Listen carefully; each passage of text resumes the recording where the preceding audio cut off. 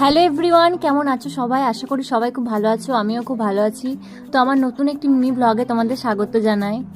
তো এখানে এসে আমি এতটাই অলস হয়ে গেছি যে 9:30টায় উঠছি, আর উঠে আর বুঝতে পারছি না যে এটা সকাল নাকি দুপুর। তো যাই হোক, 9:30টায় হোক আর 10টায় হোক, চা একটু খেতেই হবে। তো ওই জন্য চাটা খেয়ে নিচ্ছিলাম। তো মা বলছে এখন চা খাবি না মুড়ি খাবি না কি খাবি। তো এদিকে ছোলা কিশমিশ দিয়েছে, সেটা খাবো না চা খাবো বুঝতে পারছি না, এত দেরি করে উঠেছি। তো খাওয়ার পরে এদিকে দেখছি শানু কাঁদতে কাঁদতে এসছে। তো বলছে যে ও স্কুলে পড়ে গেছে আর ওর বাড়িতে ওর মা ছিল না। তো যাই হোক, ভালোই পড়েছে, হাত পা ছিঁড়ে গেছে। আর এদিকে আমি এখানে সবজি কাটছিলাম, পেঁয়াজ রসুন এগুলো ছাড়িয়ে নিচ্ছিলাম। আর গাছ থেকে আমি লঙ্কা তুলে নিয়ে এসেছি, তো সেটা একবার দেখিয়ে দিলাম।